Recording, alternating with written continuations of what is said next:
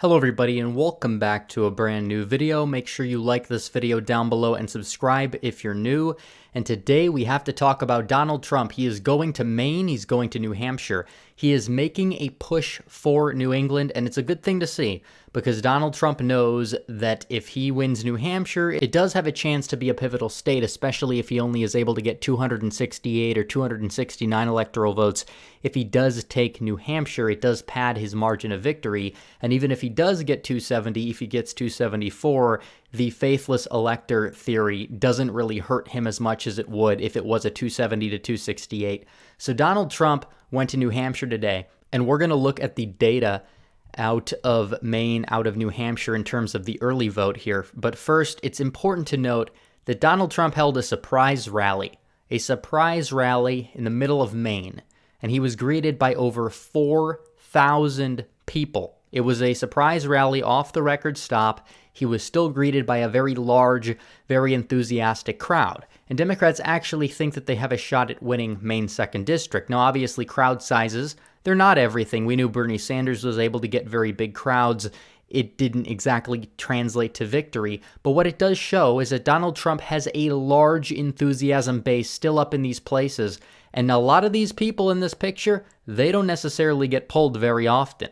And these people still come out to vote. In fact, Maine underestimated Trump in terms of Maine's 2nd District by like 10 percentage points in the polls. The poll said it's a dead heat. Trump could win it. Also, Clinton could win it. Donald Trump won it by 11 points. And you're seeing a similar thing happen here again as Donald Trump makes a surprise stop in the state of Maine, and he's still greeted by over 4,000 people. Those people, they're going to get out and vote.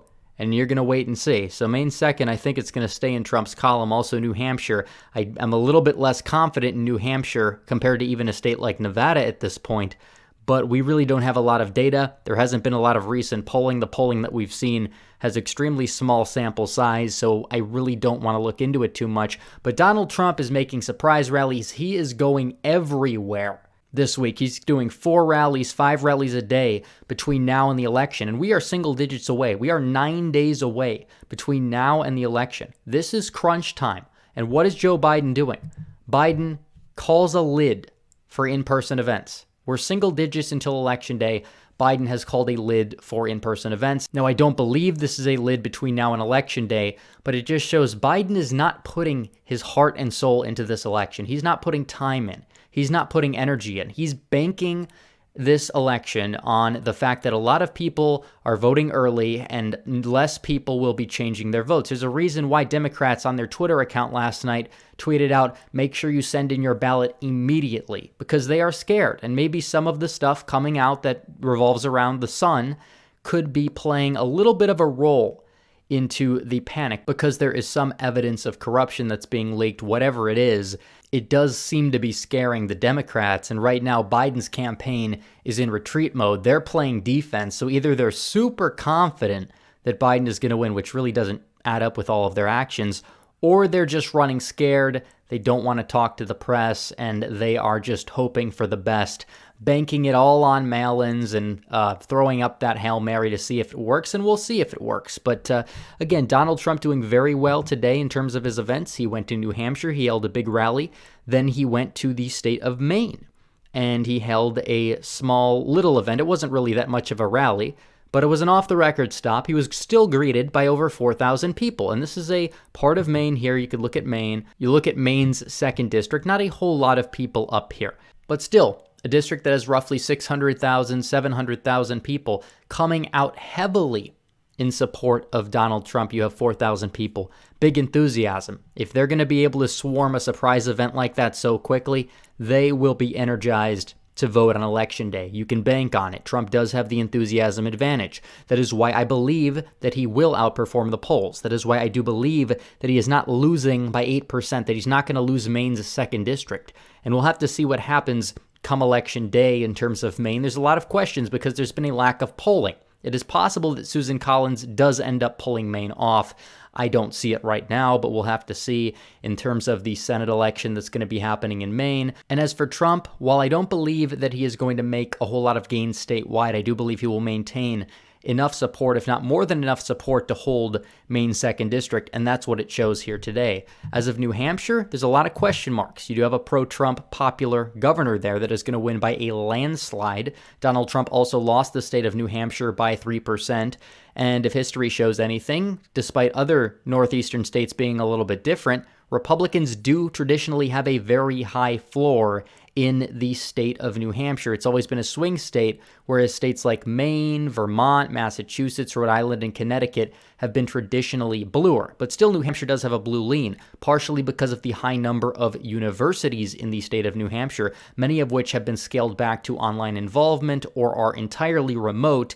Donald Trump could be able to make 3,000 votes off of that alone, but we'll have to see. Either way, New Hampshire is going to go down the wire. I still would say Biden has the lead based off of polling, but we know that polling is not the be-all and end-all of elections. So we'll take a look at the data here out of the state of New Hampshire. And in terms of modeled party, it does seem like the Republicans are not doing so well. They're at 33%. The Democrats are at 55%. If you look at it by registered party, Democrats have a 33% lead, but at the same time, that's only by 40,000 votes. And if you do it by modeled party, it seems like the Democrats only have a lead of 27,000 votes when Target Smart does properly try to allocate the unaffiliated voters. Again, it's not a perfect system, but it is the best we've got to show us. And actually, it is a Democrat firm, contrary to popular belief, what a lot of people talk about. Target Smart on the left, they're not happy with the numbers. They say it's a joke. They claim it's a Republican firm. It's actually a Democrat firm, but that's beside the point. Either way, Trump could make up 27,000 votes by Election Day. Again, that's only out of 124,000 votes cast, and we do know Republicans will be voting mainly on Election Day or in-person early voting. Republicans have also made some gains percentage-wise in the past week or so. So we'll really just have to wait and see. But again, 124,000 votes. If you want to look at New Hampshire, there was roughly around 800,000 votes or so that were cast in New Hampshire back in 2016. Hillary Clinton won the state by 3,000 votes. So either way, there are a lot of votes yet that have not been counted. We don't know how they're going to go, but Donald Trump can make a play for New Hampshire. I don't know if he's going to be able to win it. The polling looks bleak, but he does have a few factors that favor him as well. Now, before I go, I did want to briefly touch on Nevada because I did find this interesting. Nevada is a state a lot of people say is not really going to be competitive this cycle. Personally, I have it as lean D. But you do look at this, Democrats have a 7.4 percentage point lead in the registered party vote. They only lead Republicans right now by 51,000 votes, and the Republicans have been improving as in-person early voting has started in the state of Nevada. So Democrats really don't have that big of a lead right now, and this is before Election Day.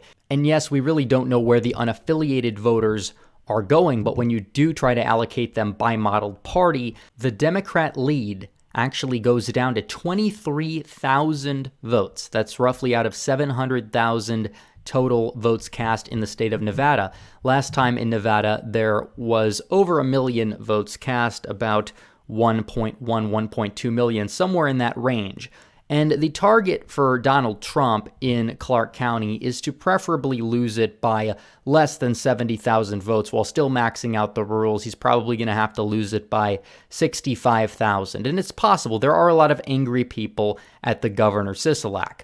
And while a lot of polling does show lockdowns to be popular, there's also things like social desirability bias and issues importance that can kind of energize the Republican turnout based on the issue alone. And you may be seeing that because Steve Sisolak is not that popular among Republicans in the state right now, that we do know. There are a lot of angry people. A lot of Republicans say that Sisolak has been one of the most brutal governors in terms of the lockdowns. That is definitely a rallying cry for Donald Trump to win the election if he's able to get his base out, which may be able to happen. Also, we know Donald Trump is improving with Latino voters this cycle, and you could be seeing that play a factor as well leading up to the election. Again, we don't know how those votes are actually coming in, but Democrats don't have the lead that they necessarily need because you will have more than 300,000 votes that will be cast between now and Election Day, and those probably will favor Republicans. So we will have to wait, and we will have to see what happens between now and then.